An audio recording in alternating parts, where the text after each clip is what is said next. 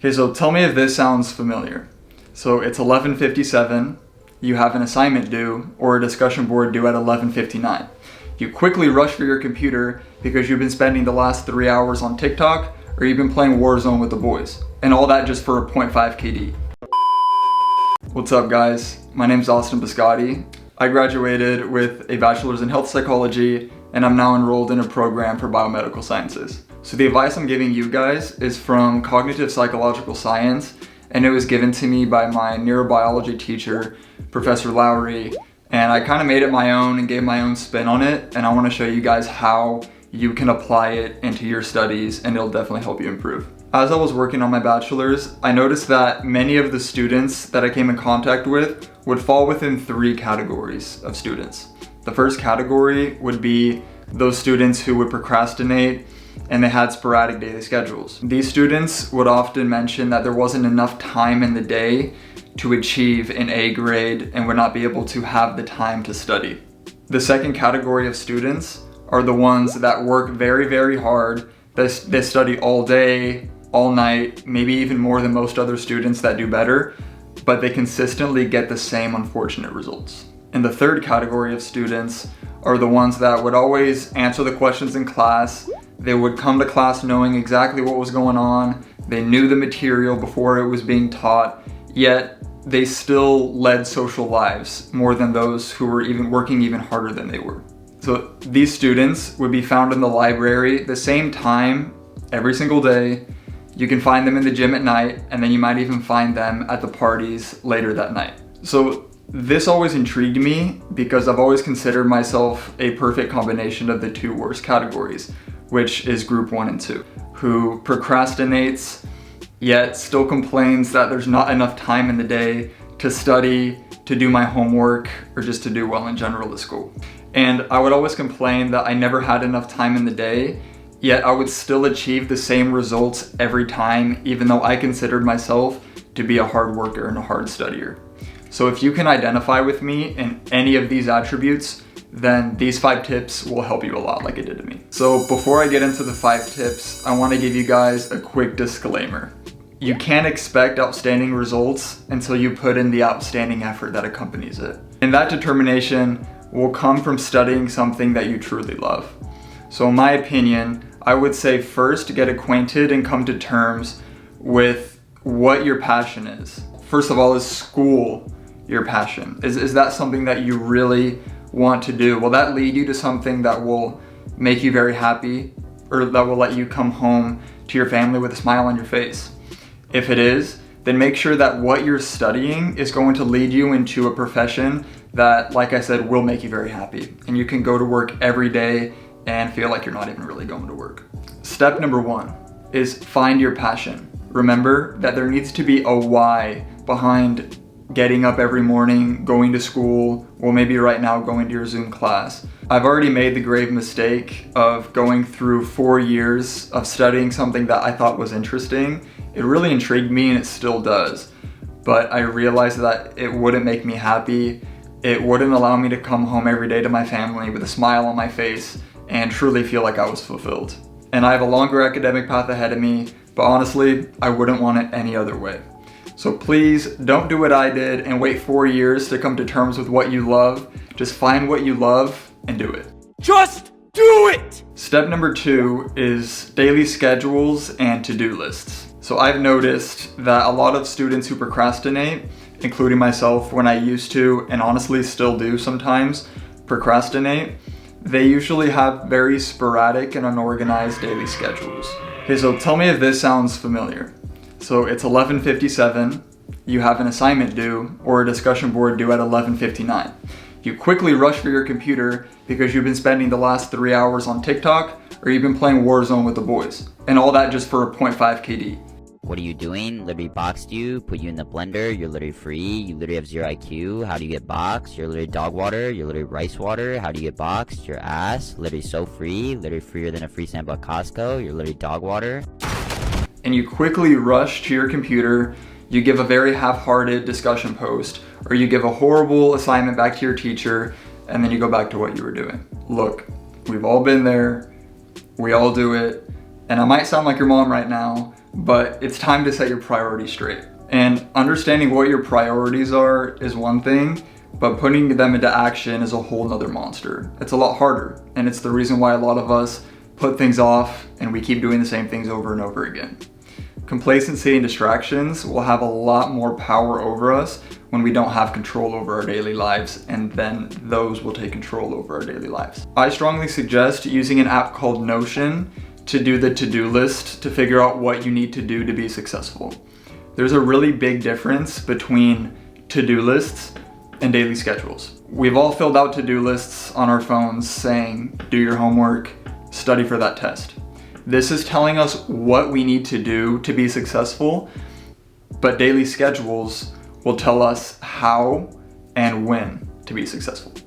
So let's say you have a biology test coming up and you put on your to-do list, do your homework and study for biology test. That's probably the way that most people do it, is just saying to go and do the thing. So if we stop at this point, we're doing ourselves a huge disservice. So, for example, in our schedule, we'll say that we get up at 7 o'clock, we eat breakfast at 7:30 or 8, we study for a biology test from 9:30 to 10:30, we take a break for 15 minutes, we study for our neuroscience test from 11:30 to 2:30.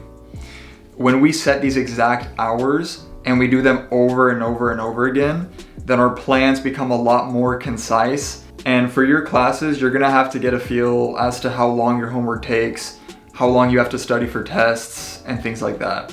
But once you understand how long your chemistry tests or how long your biology tests or psychology tests take you to study, then you can start planning it in your daily schedule. This will be way more concise and it's a lot more specific instead of putting down in your notes, I need to study. Because in reality, you might not get it done and you might wait till the last minute to do it. So after doing this for about a week or two, maybe 3, you'll start to feel that when that 10 o'clock study time hits, you no longer want to be on your phone, you no longer feel like you want to watch TV or do those things that you naturally want to do, because at 10 o'clock you're in study mode. And when you're in study mode, all you really want to do is study. And it'll be a lot more effective if you keep doing the same thing every time, every day, and it'll become a habit eventually. By following a moderately regimented schedule, you'll be able to spend a lot more times with your friends and do things that you actually like doing without thinking the whole time, oh, I have that biology test to study for, oh, I gotta fit that homework in sometime before tonight. And the hardest part of a daily schedule is doing it. It's easy just to write it down and say, I need to do this at this time and that at that time.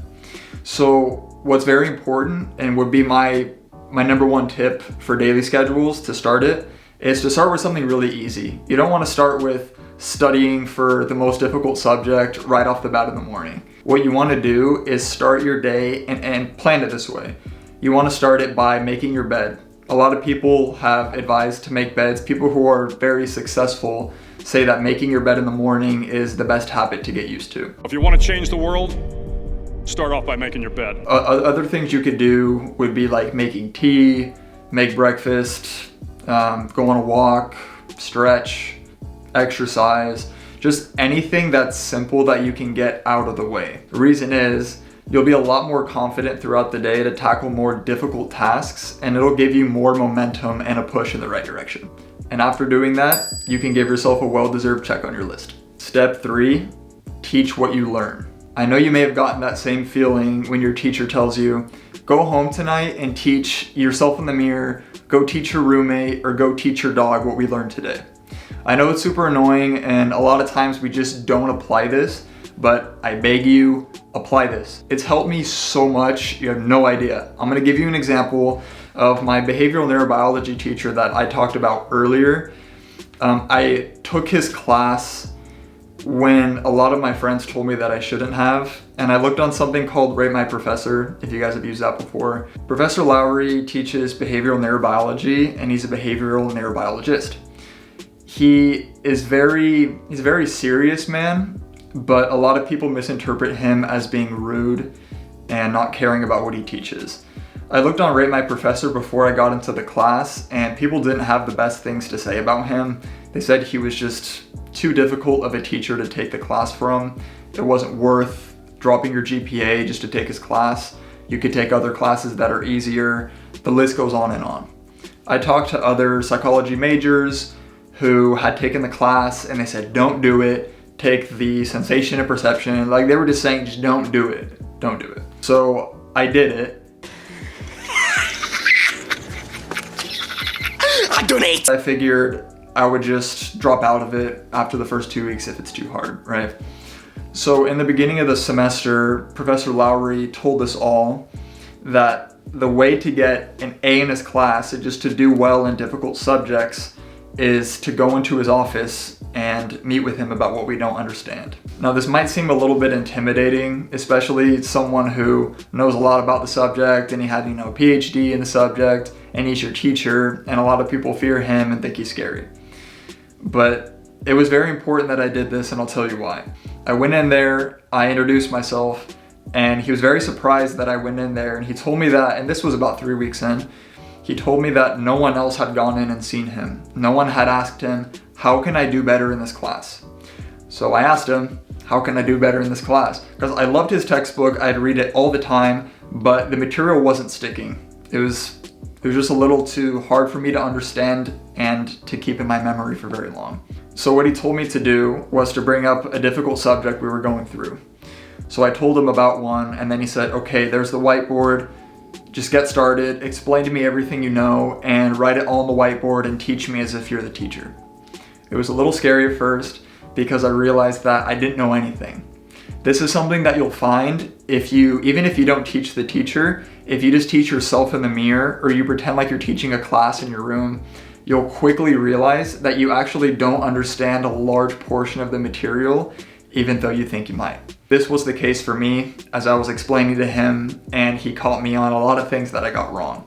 He was very nice about it and very respectful, and by the time I walked out of his class, I was actually really surprised that I understood that material that we went over perfectly. So I actually ended up getting a higher grade in this class than I have in any other class in my entire life, still to this day. Just because I visited him for an hour every once in a while doesn't mean that earned me an A grade. This doesn't account for all the hours I spent studying outside of that and the future tips that I'm gonna share with you about how you should study, but this is still very effective and I think you should try it. So if you can't do it with the teacher, it's fine, do it like the teachers say with your dog, whatever. As long as you're teaching the material, I promise you'll retain it for a longer time. Step number 4, come prepared to class. I said that the third group of students that I noticed that tend to be more successful are the students who would answer questions in class and they always knew exactly what was going on when we were in class. So your teacher will usually tell you what you're gonna go over the next class. They'll often give you readings, they'll give you PowerPoints, they'll give you a series of preparation tools that they're secretly giving you so that you'll be successful.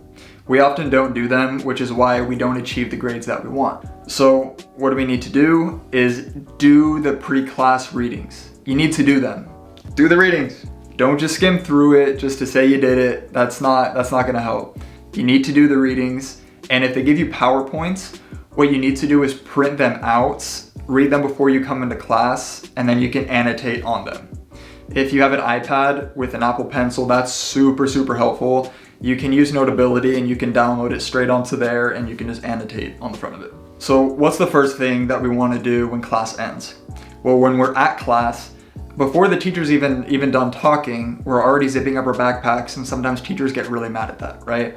Or if you're in Zoom class, you get off of Zoom, you run downstairs, maybe you eat, maybe you go straight on your phone, maybe you hop on Warzone with the boys. You can't do that, okay? I'm gonna give you a tip for something that will literally change everything. According to Simon Fraser University, 10 minutes of review for every hour of lecture within 24 hours of learning it dramatically improves recall. Now, while I don't believe that taking notes is the superior method of studying, I've seen a dramatic improvement in my recall ability when I go to take a test. Now, I know that, like I said, you want to leave after class. Just stay in your seat and go through all your notes. When you go through your notes, make sure that you realize where your gaps in understanding are. Maybe the teacher said something and you wrote it down because you understood at the time, and now looking back on it, you're thinking, what did I just write, right? Or you go home later that night and you go through your notes and you're thinking, I just don't understand this. So sometimes you have to go back and have the teacher re-explain it, and it's just a whole mess. So once you've reviewed and feel comfortable with the notes that you've taken, convert those notes into practice questions and or flashcards. If you do that, then you will be ready for your exam, because you'll have to recall that information the same way that you did while practicing your practice questions and your flashcards. And I'll explain a little bit of that in a second. Tip number 5, change the way you study. I used to be a huge crammer for exams. Maybe a lot of us have done it, but I think I take the cake on this one. So when it came to reading my textbook, I would read it for hours and hours and hours, even if it was a small reading.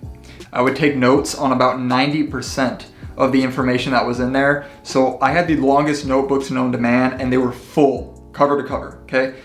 This is so bad, but that's how I always did it. And then when it came time for the exam, I would spend all day long, literally 7 to 8 hours just before the exam, cramming in and rereading everything, okay? So my notes were basically a condensed, very slightly condensed version of the textbook. Now, I'm not saying you can't do this and that you can't do well by doing this, but I am saying that by the time your final comes, you're not gonna remember any of the information, maybe 10% at the most. My finals were much worse than my normal exams. For my finals, I'd spend 2 days at the least studying, going through all the information from the entire semester, and this was just for one exam. I would not sleep very well, I would not eat well, and then after I finished all my exams, I would get sick, I wouldn't have a good break in between semesters, and I'd go back the next semester just dreading doing it all over again. Let's start with how I changed my note-taking strategy. So your teacher gives you a series of tools, which we usually don't use, one of those being objectives. At the beginning of a reading, there will always be learning objectives. Before doing the reading, answer the questions on the learning objectives. I know you don't know the information, and I know you don't know the answers, but your mind needs to start thinking about the information you're about to learn before you actually read all the nitty-gritty details. After you do that, you need to write down on a piece of paper what those objectives are. So when you're reading it, then you just answer the questions on the objectives. Honestly, you can get away with just answering objectives, and a lot of times, the teachers base a lot of their test questions on the objectives. If you know the objectives of the reading, then you're way ahead of the game. I recommend using the read, recite, review method, where you read through a concept, you review it, and then you recite it. It's that simple. But you do it over and over and over again until it sticks. So in college, a big portion of your A grade is coming from your exams. If you don't do well in your exams, you can't get A's. So the most dramatic improvement to my tests have been from doing flashcards and the practice questions that I mentioned before. With flashcards, I would suggest using Anki, because it's not like a normal flashcard that you can keep looking at over and over again.